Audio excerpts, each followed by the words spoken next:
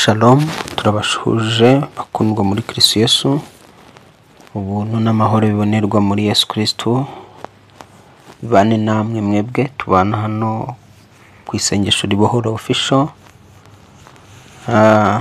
Mwebwe abakoze subscribe cyangwa se sabone, Imana ibaha umugisha kandi Imana ibagirire neza.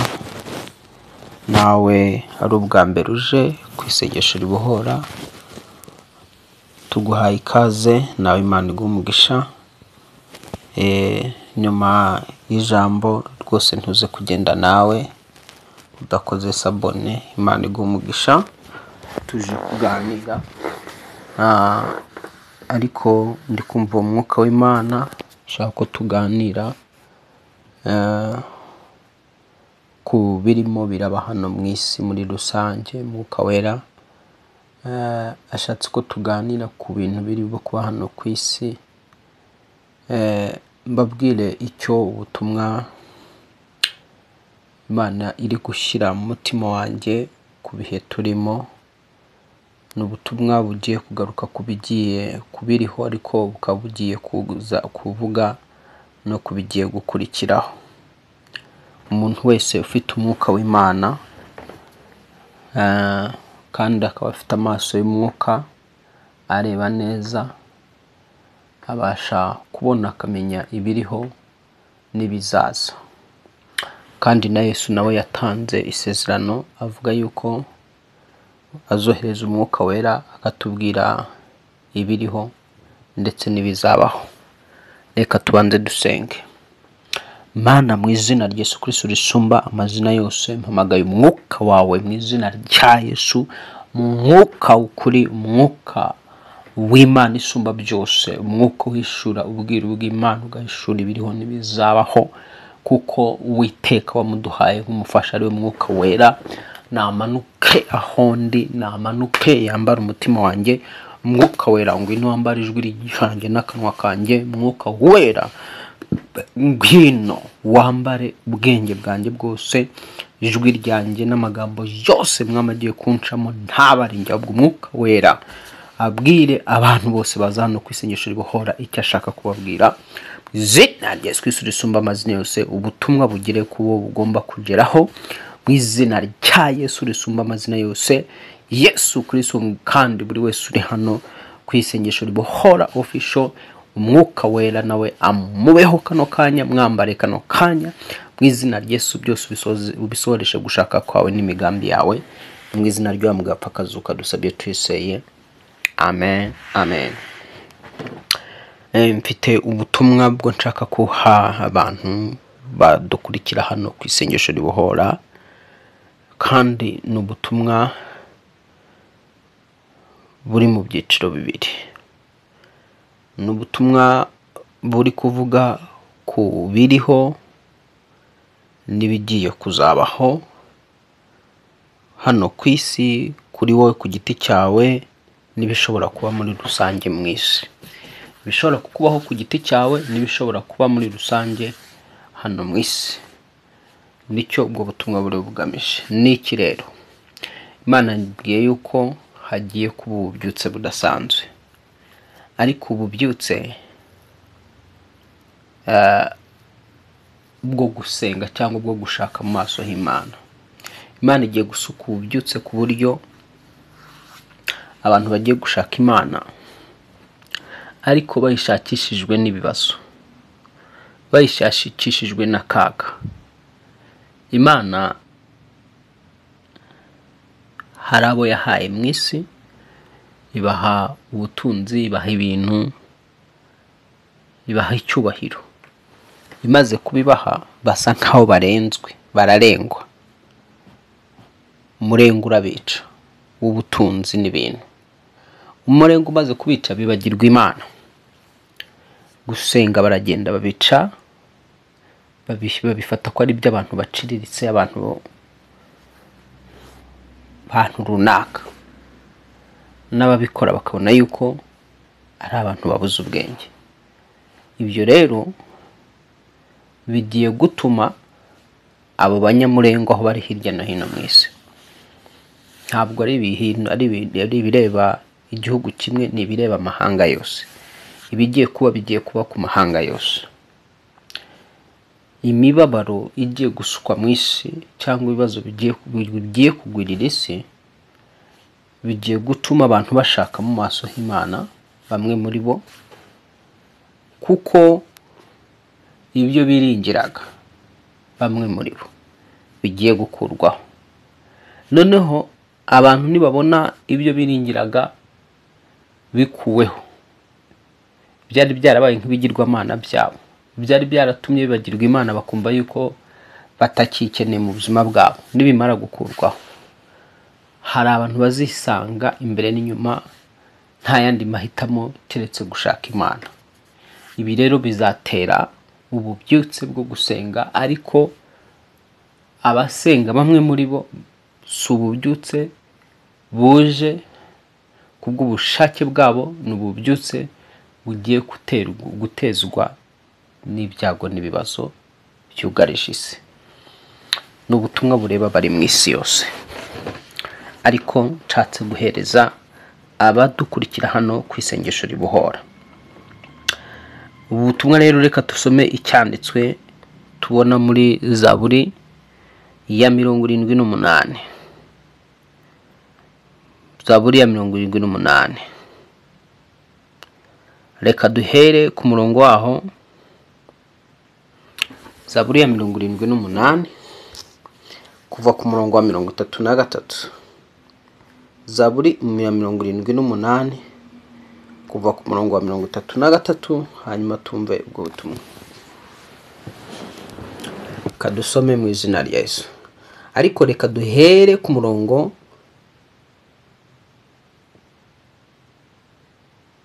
wa 31. Zaburi 78 murongo wa 31 handitse ngo umujinya w'Imana urabahagurukira, wica banini bo muri bo, urimbura abasore bo mu Bisirayeli. Ngo nubwo ibyo byababayeho bagumya gucumura, ntibizera imirimo yayo itangaza. Ngo bituma irangiza iminsi yabo nk'umwuka, n'imyaka yabo iyirangirisha kurimbuka ku batunguye. Murongo wa 34 ariho nagiye ningendereye, akavuga ngo uko yabicaga babarizaga ibyayo, bakagaruka bakazindukira gushaka Imana. Umvira ijambo ngo uko yabicaga babaririzaga ibyayo, bagakanguka bakazinduka gushaka Imana, bakibuka yuko Imana ariyo gitare cyabo, kandi yuko Imana isumba byose ari umucunguzi wabo. Urumva ibyiri jambo. Ijambo ravuze ngo uko yabicaga babarizaga ibyayo. Abantu batangiye kubaririza iby'Imana, gushaka amakuru y'Imana n'imikorere y'Imana, gushaka kumva iby'Imana, ari uko bari bagwiririwe n'urupfu. Bamaze kugwiririrwa n'urupfu, ibi byabiteye gushaka Imana bayibaririza. Ngo ndetse bazindukaga kare bagashaka Imana. Dore ububyutse bwo gusenga bugiye kuza, cyangwa se bwo gushaka Imana, ariko budatewe na bamwe n'urukundo bakunda Imana, ahubwo bugiye guterwa n'imibabaro myinshi igiye kwisuka mu isi. Ahangaha muri iyo mibabaro igahagurutsa bamwe gushaka Imana, kuko bari buze kubona ko nta kindi gisubizo mu gihe nk'iki kitari cyo gushaka Imana. Reka tuvuge ku bintu biri kuba kuri Iran na Israel. Ziriya ntambara muri kubona, ziriya ntambara kano kanya nta wazihagarika. Ni Imana yemeye ko zibaho, ariko izemera ko zibaho ifite umugambi wo kugira ngo irebe ko abanyamurengwe bagiye barenzwe cyane bashobora kugarukira Imana, bakabona ko nta kindi gisubizo gihari cyabasha kubarengera cyangwa cyabasha kugiraho gituruka kidaturutse ku Mana. Yaba ari ku gice cy'Abisiraheli, Imana irimo iremera ko biriya bisasu byisuka muri Isiraheli bigasenya amazu, bigasenya iki, igambiriye kugira ngo irebe ko bamwe mu Bisiraheli bakongera bagahindukirira Imana, bakagira umutima wo kwishaka. No muri Irani naho nuko, ibihagwa nuko. Nuvuga ngo Imana ihagurukiye ikoresheje ba bana b'abantu nyine ubwabo n'ibikoresho byabo n'ibibombe byabo bakoze, igiye kwemera ko amahanga agongana ku bwinshi, agongana arwana, akarwana ubwayo. Ubuhanuzi bw'ibyahanuwe muri Bibiliya muri Luka igice cyaho cya 21 nibwo bugiye gusohora. Reka tubusome tubyumve, ndi kubabwira iby'Umwuka wera yambwiye. Luka igice cya 21, Luka igice cya 21 kuva ku murongo waho wa 25 n'uwa 26 handitse ngo, kandi hazabaho ibimenyetso ku zuba no ku kwezi no ku nyenyeri, kandi no hasi amahanga azababara, bumirwe bumvise inyanja n'umuraba bihorera. Bumvise iri jambo riravuze ngo amahanga azababara. Hari imibabaro igiye gusukwa ku mahanga, mahanga gahura. Iyo tuvuga amahanga ubwo ni ibihugu. Hari imibabaro igiye gusukwa mu bihugu bitandukanye. Iyo mibabaro mu kwisuka ku bihugu cyangwa se ku mahanga biratera bamwe mu bihugu bitandukanye kubona ko imbere n'inyuma nta kindi cyo kubarengera gihari kitari Imana. Biraza rero gutuma habaho ububyutse bwa bamwe na bamwe mu buryo bwo gushaka Imana no mu buryo bwo gusenga. Ku murongo wa 26 havuze ngo, abantu bazagushwa igihumura n'ubwoba no kwibwira ibyenda kuba mu isi, kuko imbaraga zo mu ijuru zizanyeganyega. Dore iki kintu kigiye kuba. Mutangiye mubona igihugu gitera ikindi, ariko Yesu nabyo yarabivuze. Yesu yarabivuze ibyo nabyo. Reka tubisome muri iki gice n'ubundi twa turimo turasoma. Atangira ababwira ngo, arabasubiza ati, Luka 21 ubwo twazamutse ku murongo 8, arabasubiza ati, mwirinde batabayobya, kuko benshi bazaza biyita izina ryanjye bati nige Kristo, kandi bati igihe kiri bugufi, ariko ntimuzabakurikire. Ngo ariko nimwumva intambara. Noneho atangiye kugaragaza ibimenyetso. Ngo ariko nimwumva intambara n'imidugararo, ntimuzahagarika imitima, kuko ibyo bikwiriye kubanza kubaho, ariko imperuka ntizahera ku isohora uwo mwanya. Atangiye agaragaza ibimenyetso byo kuza kwa. Atangiye ngo ariko nimwumva intambara n'imidugararo, ntimuzahagarika imitima, kuko ibyo bikwiriye kubanza kubaho, ariko imperuka ntizahera ko isohora uwo mwanya. Umurongo wa 10 akavuga ngo, arongera arababwira ati, ishyanga rizatera irindi shyanga, n'ubwami buzatera ubundi bwami, kandi mu isi hamwe na hamwe hazaba ibishyitsi bikomeye, kandi hazabaho inzara n'ibyorezo by'indwara, hazabaho n'ibitera ubwoba n'ibimenyetso bikomeye biva mu ijuru. Ngo ariko ibyo byose bitaraza, bazabafata barenganye, babajyane mu masinagoge, mu mazu y'imbohe, babashyire abami, babategeka, babahora izina ryanjye. Ariko icyo nashatse kukwerekana iki, reka dusubire hejuru. Hano atangiye avuga ngo ishyanga rizatera irindi shyanga. Niko avuze. Atangiye avuga ngo muzumva intambara n'imidugararo, ntimuzahagarika imitima, kuko ibyo bikwiriye kubanza kubaho. Nuvuga ngo hari bikwiriye kubanza kubaho. Izi ntambara zigomba kubanza kubaho. Yesu yarazihanuye, zigomba kubanza kubaho. Ishyanga rigatera irindi shyanga. Nyuma rero y'ibyo turi kubona, dore bigiye kubaho. Isiraheli twabonye itangira yataka Irani, tera Irani. Irani nayo tubibona yitereye isubizo. Igihe rero kigiye kuza. Muri kubona ukuntu amazu mu babikurikirana, imwe mu mijyi muri Isiraheli yamaze kumuyonga. Muri kubona ko no muri Irani hamwe naho nuko haraho imiturirwa amaze kuba imiyonga.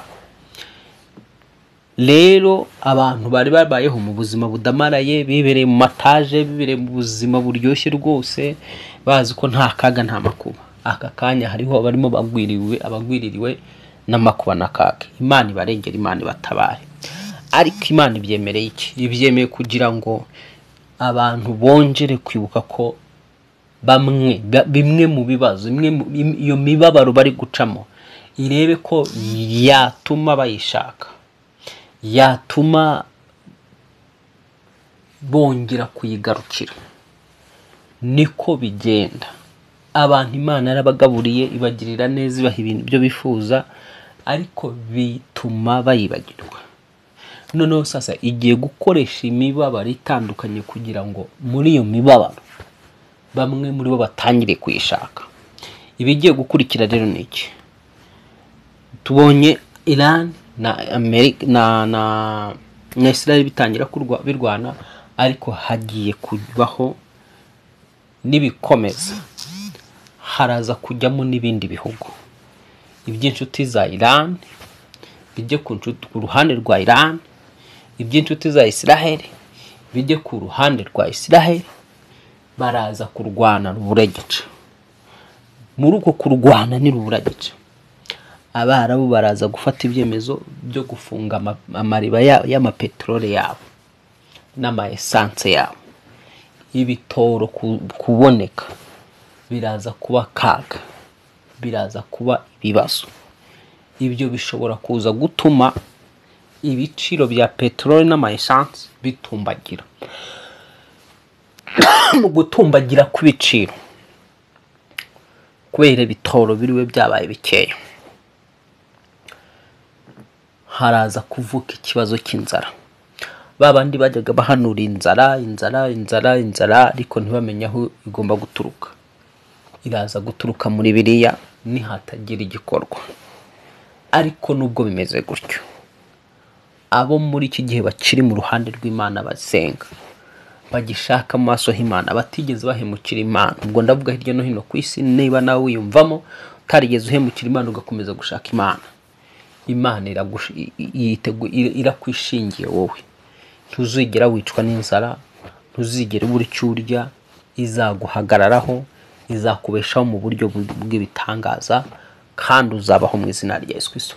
Ariko muri kote y'abandi bagiye banga Imana bakayirwanya, hagiye kubaho nk'uko wabonaga mu gihe cya Egiputa. Ndakubwira ibyo Umwuka Wera yambwiye uko byari bimeze mu gihe cya Egiputa. Mu gihugu cyose babaga barimo baracura imiborogo, ariko muri Gosheni, aho ngaho bari mu mahoro, bari mu munezero, nta byago byageraga kuba bari muri Gosheni. Uko niko bigiye no kugenda muri iki cya none.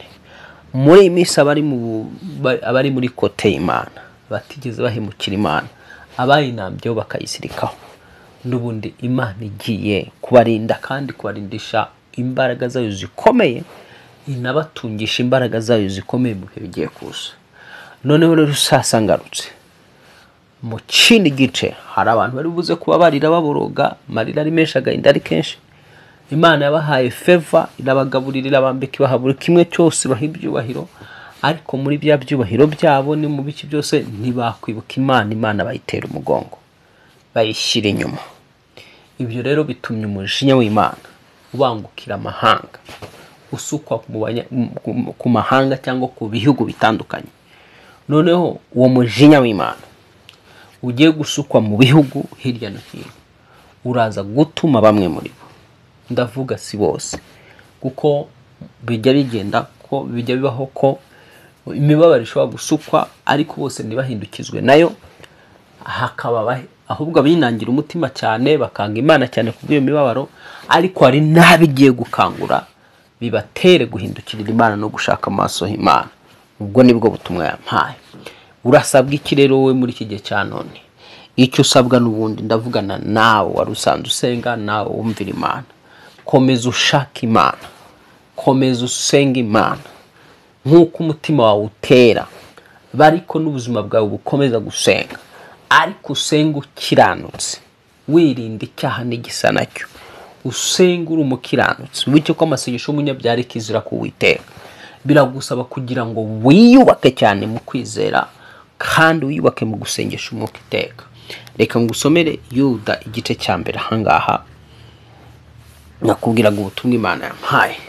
Luka igice cya mbere. Yuda igice cyawo cya mbere. Yuda igice cyawo cya mbere.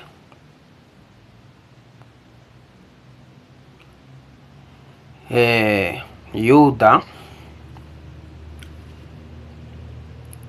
igice cyawo cya mbere.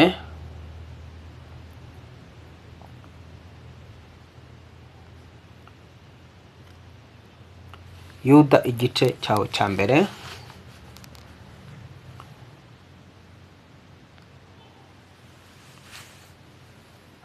Yuda igice cyawo cya mbere.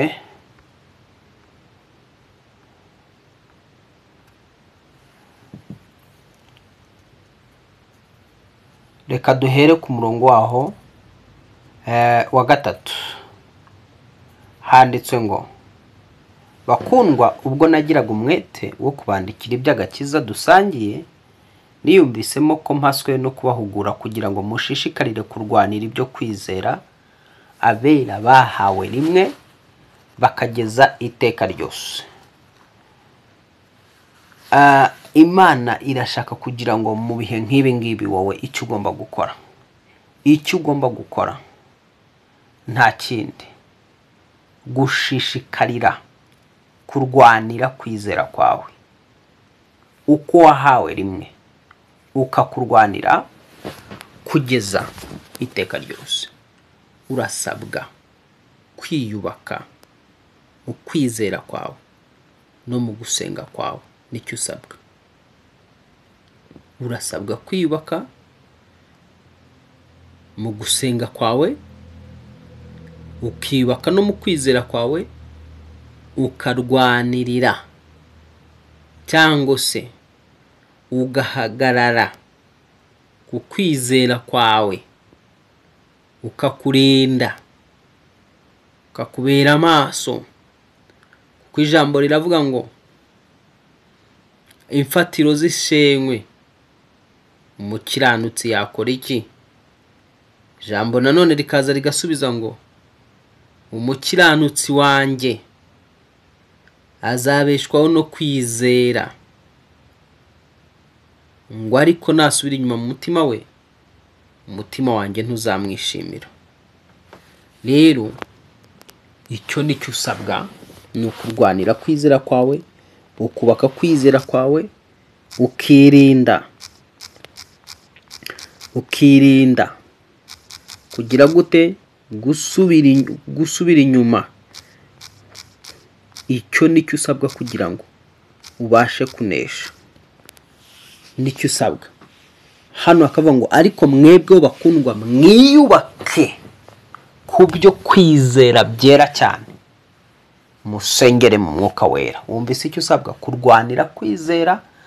Kabiri, iri jambo noneho hano Yuda igice cya 20 cyo kiratsindagiye ngo, ariko mwebwe bakundwa, mwiyubake ku byo kwizera byera cyane, musengere mu mwuka wera. Ni ibintu bibiri usabwa: kwiyubaka mu kwizera no gusengera mu mwuka ibihe byose. Ubu ibihe tugiye kungiramo ni by'abantu basenga mu mwuka n'umukuri. Abo nibo bagiye kubona Imana. Hagiye kubaho ibiteye ubwoba, ntabwo turi gukanga. Nawe niyo tutavuga, uwo ukoresheje amaso yawe wabireba. Ubuhanuzi bugomba gusohora nk'uko iri jambo rivuze ngo amahanga azababara. Nanone hariya Zaburi ya 78 Imana ikavuga ngo uko yabitaga niko babaririzaga ibyayo bagashaka mu maso hayo. Bitewe n'ibigiye kubaho, ibi nibyo bigiye gutuma bamwe mu bantu mu batuye isi bashaka Imana. Bamwe mu batuye isi bagira gute? Bashaka Imana. Ariko ikibabaje nuko bagiye kwishakishwa n'ibibazo, kandi bari baranze kwishaka bakiri mu mahoro. Ngo abantu bazagushwa igihumure n'ubwoba no kwibwira ibyenda kuba mu isi. kuko imbaraga zo mu ijuru zizanyeganyega. Ibigiye kubaho nawo ni ntabwo yabasha kubihagarika. Ntambara zigiye kuba mu isi nawo n'ubwayo ntizabasha kuzikumira, nta gihugu kizabasha kuzihagarika, ariko ni ntambara Imana yemeye ko zibaho kugira ngo itange icyo bita kangura imitima y'abantu, kangura ubuzima bw'abantu bave mu bitotsi bashaka Imana, kuko umwanzi ashaka kwisasira ubugingo bwa benshi kandi Imana ntishaka ko hagira urimbuka. Noneho rero sasa mu rwego rwo kugira ngo ikangure abantu bamenye ko mu ijuru hari Imana, yemeye ko ibyago n'amakuba bigwirira isi, yemeye ko intambara zigiye kuba nyinshi mu isi, ariko ni intambara zibe zigamije kugira ngo Imana itunganye umugeni, itegure itorero libone kuzamurwa. Imana iguha umugisha wantegaga amatwi, Imana ikugirire neza wowe wumvaga ubutumwa. Ariko reka dusome ikindi cyanditswe ahangaha nanone. Umwuka wera numva arimo arambwira ngo tugisome.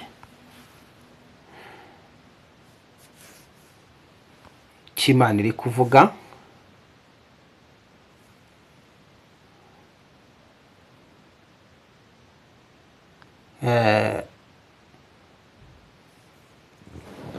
dusome iki cyanditswe tubona mu Baroma igice cya 13. Abaroma igice cya 13. Abaroma igice cya 13. Handitswe ngo n'umurongo waho wa 11 ngo nuko mujye mugenza mutya kuko muzi yuko igihe cyo gukanguka gisohoye rwose, dore agakiza karatwegereye kuruta igihe twizereye. Imana irashaka kukanguka. Natangiye nkubwira ko hari abantu basinzirijwe n'umurengwe. Umurengwe utuma abantu basinzira bibagirwa Imana, bumva ko itariho, ndetse nabumva ko iriho ariko ntibagira umwete, ntibagira ubushake bwo kwishaka. Imana iravugana nawe kugira ngo ukanguke, kuko ibigiye kubaho kubatizera cyangwa se kubayiteye umugongo nakaga, ariko ibigiye kuba kubayikunda, bayubaha, bayiba bugufi, byo ni ibyishimo n'umunezero. Shuti mukuru muri Kristo Yesu, ese ntiwabunkurikirana nawe umurengwe waraguteye gusinzira? Ese ntiwaba uri kunyumva warasinzira ibitotsi by'urupfu bidasanzwe byaragukamuye mu buzima bwubaha Imana n'ubuzima busenga? Ese ntiwaboneza amatwi?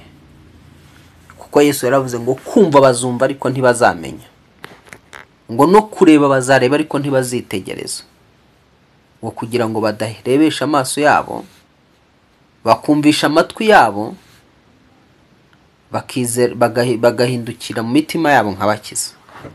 Ndagusaba kugira ngo wowe wumva mu izina rya Yesu, buwumva buno butumwa, bamaso, Umwami Yesu ari bugufi. Kanguka, agakiza kawe karasohoye, ngo kuruta igihe wizereyemo. Nge nawe Imana iduhe gukanguka mu izina rya Yesu.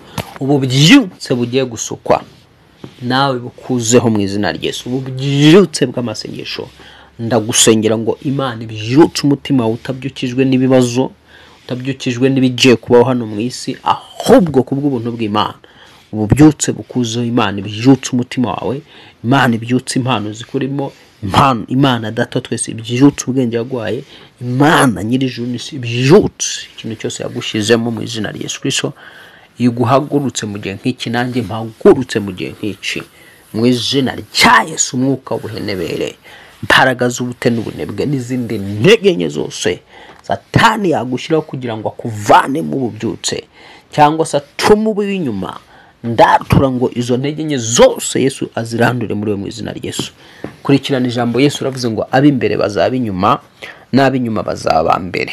Imana iguhe kuzaba mu b'imbere uvanywe mu b'inyuma mu izina rya Yesu. Data tugusabye iherezo ryiza, dusaba iherezo ryiza uyu muntu wumvaga buno butumwa ngaho